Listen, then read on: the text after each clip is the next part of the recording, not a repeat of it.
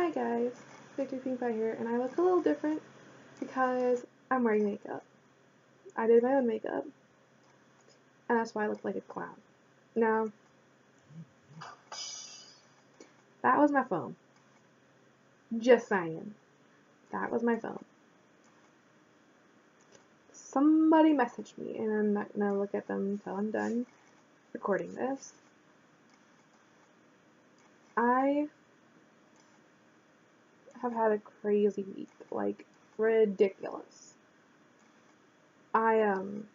This last week, I had to call a crisis clinic because I was feeling suicidal and depressed, and like I wanted to end everything because I just couldn't stand, like, I don't know what brought on the suicidal feeling. I don't remember what happened when I started feeling suicidal. I just remember feeling suicidal. And there are some like videos out there that are trying to portray depression and suicidal kids and like suicide period because it's becoming one of the major problems of America. Like, kids are killing themselves more and more. And I just want to say this straight up flat. People who don't have depression shouldn't be filming about it. Unless you go to someone who actually has depression and has openly come out and saying, hey guys, I have depression. I mean, I have. But people who make movies shouldn't, unless they're like legit going to a person who's got the mental problem, then they shouldn't be filming it because you could be offending someone or triggering someone. The whole point of trying to get out of suicide and out of depression is to not be triggered. A lot of certain different things can trigger certain people. And movies and videos and social media and stuff are what trigger a lot of people. Mainly because we all look up to it. I just want to say, if you're a producer out there watching this, or a movie company watching this, please go to someone who has the mental problem. And those of you who think that mental illness is not a thing, I'm sorry, but you can heal from scars. You can heal from broken bones. You can heal any physical, visual disease. Like, you can heal from that really quickly too. But this thing right here, this control panel that's in your brain, that is your brain, that takes a little bit longer to heal, mainly because that's what's controlling everything. Right here controls most of your emotions and what you think, and it's basically your personality box. The rest of your brain controls everything else. And I'm sorry if people out there think that the brain is not something that can be injured. Hello, yes it is. The brain is an organ as much as everything else in our body. And I just want to say, people who try to think that they know the organs of the body, well, you're forgetting the major one, the one that controls who you are. The one that keeps your heart beating every single day. The one that keeps you breathing when you're asleep. And it's your brain. Given on different religious beliefs, you can say that your brain is being controlled by somebody else, or like someone else has got the life force for you. But you see, that's the reason with my religion. I'm a Christian. Yes. I know I sound hypocritical when saying that I'm a Christian and I'm suicidal and stuff. But I know that sounds like a hypocrite, and I fully open to accept people calling me a hypocrite. I have no shame. Because growing up, I grew up a Christian. Life kind of happened to be the worst for me when it turned out when I turned 8. Something tragic happened, and I left God. I left Him. That's why I'm not, like, showing the best Christianity kind of thing. Like, I'm not great at showing that I'm a Christian. Because I left God, and I forgot all the things that Christians do. Like, I'm relearning everything. Now, you guys probably are like, her other videos don't have makeup, and why is she wearing makeup now? Well, come on, guys. Who doesn't wear makeup? Even Christians wear makeup. I just want to say, like, people don't understand that how hard it is to come out of depression and anxiety and all these mental illnesses that are legit illnesses. Like, you're not a normal person that goes up to someone who has a mental problem and says, hey, you need to get over it. You're not sick. That's not how it works, okay? Your brain is the most important organ in your body. Like, it controls everything. It's the most important. And if something happens to it while someone's growing up, or like there's bad memories or something, or like something causes depression, like usually it's a crappy life or something, then that's a scar in the brain. That's something wrong with the brain and how it functions. There are hundreds upon thousands of electrical currents going through our brain, sending signals to the rest of our body telling us what to do. And those electrical currents can get messed up sometimes. Like, there could be like an you know how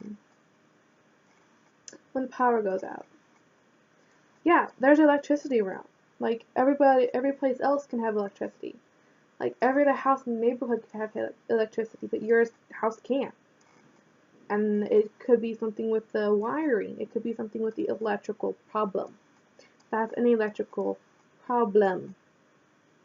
That's the point of the energy, of the force of energy causing your actions and your body to be alive. Our brain is sort of the same way. Our brain is a big, huge neighborhood of cells and electrical currents and neurons and all that scientific stuff. Our brain is full of that. And when one is messed up, it messes up many others. It's like a domino effect. If you have depression, it's going to affect your family. It's going to affect you. It's going to affect your friends. It's going to affect your outlook on life. It's going to affect the way you make choices. You don't sustain a head trauma. Like, you don't go out and get a concussion just for the fun of it. You don't go and get abused because, hey, it's a thing now. You don't do that just to say, hey, I've got a brain problem too. No. Those things happen to people. Those things happen to kids. And those cause serious damage and can mess up that child's entire life. My reason for having depression was I was abused. Well, it's not really my reason, but it's why I'm struggling mentally, why I'm struggling emotionally. I was abused as a baby. And I got adopted into this wonderful family. I was taken from my birth mom's arms and brought to this wonderful woman who tried her best to love me, who worked the hardest to try to reverse what my birth mom was attempting to do to me. She then decided to adopt 6 other kids. 6 other kids that, upon being harmed by their birth parents, by people who carried them for 9 months, who decided to go sleep with some random men, didn't end up keeping their kids. She decided to take on those kids, and those kids came from different perspectives. Okay, nobody wanted those kids. Nobody. Nobody wanted to adopt them. Nobody wanted them to live with them, because according to what the state was calling them was rejection kids. And unless you have felt rejection, unless you have been rejected by somebody, you don't know how much it hurts. You don't know how damaging rejection can be. And being called a rejection kid can mess up everything. Now, I don't know what your guys' stories are. I don't know how you guys feel. But believe me with this. You don't go and tell someone who has a mental problem that they're just faking it. Because you don't know where they have been. You don't know what their life has been like. You've only known them to the point where you first met them. I have friends that met me not that long ago. I consider them some of my closest friends. Like one of them, she's like my sister. And we both have different perspectives, but we both feel the same way. Like she's come from a different point of life. She's come from many different problems in her life. And I respect that because I have felt rejected. And I felt that same kind of pain. I have been abused. I have been ignored. I have felt all that. And those who don't, those who have normal, happy lives, well, good for you if you have a normal, happy life. I'm happy that you have one. But just realize that there are people out there who you may come across every single day that had a terrible childhood, that grew up with abuse, be it by a brother, by a sister, by parents, by somebody else. There are people out there that grew up being abused every single day of their life for the longest time. And you don't just tell someone who's been abused to just get over it. Like, really. You don't just get over abuse. It's an emotional, traumatic scar that can leave someone broken. And I'm going through counseling now. Like, I was so abused that I was scared to tell anybody. So people thought I was a normal kid until I turned 16. And I started telling people what really happened. And in fact, that's now gotten me to the point where I'm getting help. I'm getting help for what I feel. I'm getting help for my mental problems. But there are kids out there that don't get help, that end up committing suicide, and don't ever survive it.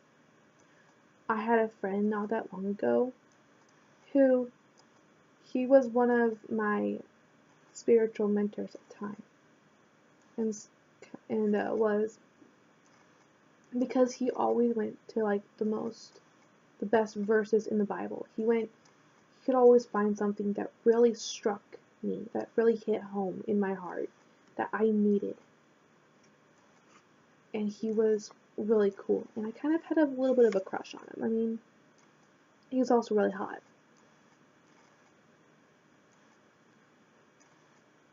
But a few weeks ago, I mean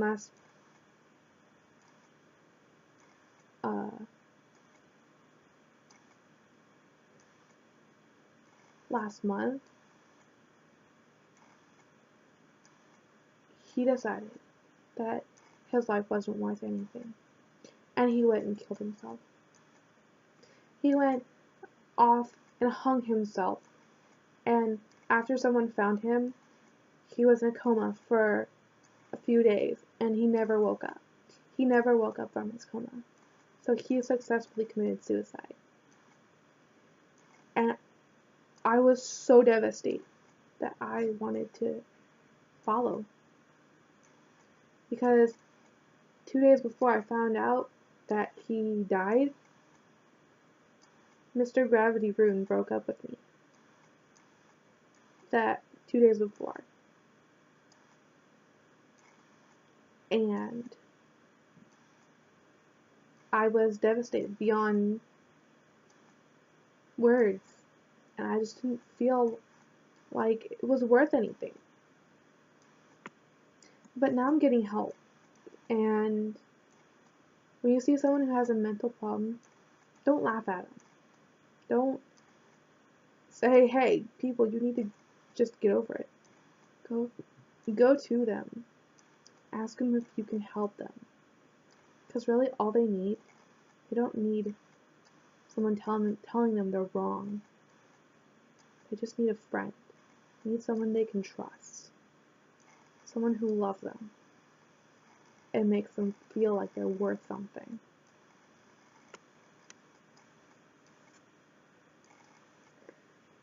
Now, that is my rant and rave for today.